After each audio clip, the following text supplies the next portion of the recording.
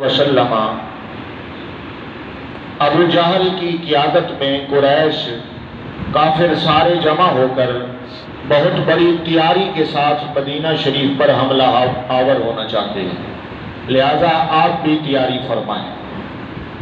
یہ خط اس وقت نبی علیہ السلام کی بارگاہ میں پہنچا جب نبی کریم صلی اللہ علیہ وآلہ وسلم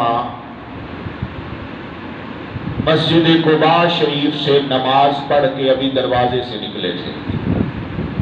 قاصد جلدی جلدی پہنچا، مدینہ شریف میں پوچھا حضور کے بارے میں، بتایا گیا کہ حضور مسجد قباء تشریف لے گئے۔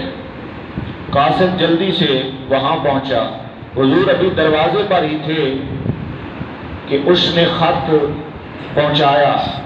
نبی کریم صلی اللہ علیہ وآلہ وسلم نے حضرت سعد بن ربیع کے گھر جا کر تنہائی میں اسے پڑھوایا کہ اس میں کیا لکھا ہوا ہے۔ جب حالات بتائے گئے تو نبی کریم صلی اللہ علیہ وآلہ وسلم نے صحابہ کرام کو جمع فرمایا اور مشورے کے لیے میٹنگ بلائی۔ اس اجلاس کے اندر نبی علیہ السلام نے اولاً یہ پوچھا، بتاؤ تمہارا کیا خیال ہے، کتنی تمہاری تیاری ہے؟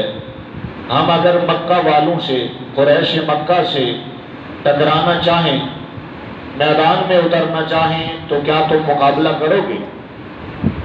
تیار ہو؟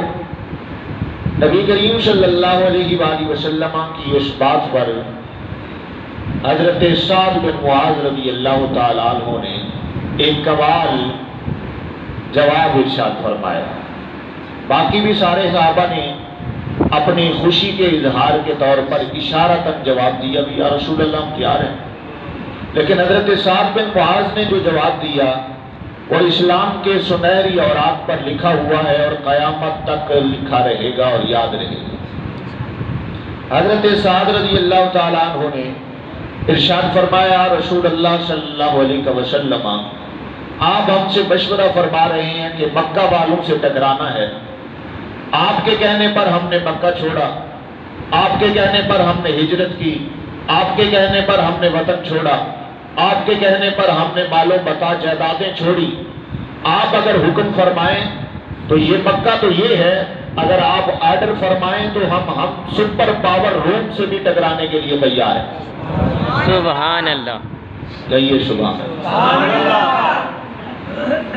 سبحان اللہ۔ یہ جذبہ ہے، یہ ظاہری مال و اسباب سے نہیں ہوتا، یہ باتیں طاقت کے بلبوتے پہ نہیں ہوتی، یہ باتیں میزائل، ٹینک اور بارود کی طاقت پر نہیں ہوتی، یہ باتیں درود کی طاقت پر اور اندر سے محبت اور جذبے اور عشق کی طاقت پر کی جاتی ہیں۔ وگرنہ ظاہری مال و متاع تو کچھ بھی نہیں تھا صحابہ کے پاس، اپنے گھر نہیں تھے۔ مدینے والوں نے 2 کمرے تھے تو ایک کمرہ کہا تم رکھ لو، ایک ہم رکھ لیتے۔ 2 جانور تھے تو کہا ایک جانور کا دودھ تم استعمال کرو، ایک ہم کریں گے۔ خیر وہ مدینہ والوں کی، انصار مدینہ کی ایثار کی داستانیں تو اپنی جگہ ہیں، لیکن ان کے پاس پہننے کے لیے جوتے نہیں تھے۔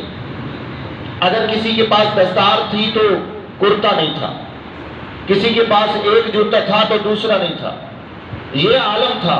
لیکن جواب یہ ارشاد فرمایا، حضور مکہ تو یہ کھڑا ہے، قریش مکہ تو یہ ہیں، آپ حکم فرمائیں تو ہم سپر پاور سے بھی لڑنے کے لیے تیار ہیں۔ اللہ اکبر۔ اور میرے استاد گرامی فرمایا کرتے تھے، اگر آپ حکم فرمائیں تو ہم سمندر میں گھوڑے ڈالنے کے لیے تیار ہیں۔ ٹھیک ہے، یہ حضرت سعد کا جواب جب حضور نے سنا نا، حضور کے چہرہ انور پہ مزید چمک آ گئی۔ حضور کا چہرہ تو پہلے ہی چمکتا تھا، والضحیٰ کا چہرہ، سبحان اللہ، مزید چمک آ گئی۔ حضور خوش ہو گئے، واہ میرے اللہ کیا تو نے مجھے صحابہ دیے۔ کہا ہوگا حضور نے اندر سے، کیا جانثار صحابہ ہیں میرے، کیسے سونے سنگتی ہے میرے، کتنے عجیب اور با وفا اور با کردار اور با وفا صحابہ ہیں میرے، کہ ان کے پاس کھانے کو کچھ نہیں پھر بھی جذبہ ان کا بلند ہے، ان کے پاس پہننے کو لباس نہیں ہے لیکن ان کے جذبات کوہ ہمالہ جیسے ہیں۔ میرے آقا جب چہرہ کھل اٹھا، مسکرا اٹھے تو پھر فرمایا اچھا پھر کرو تیاری۔ کرو تیاری.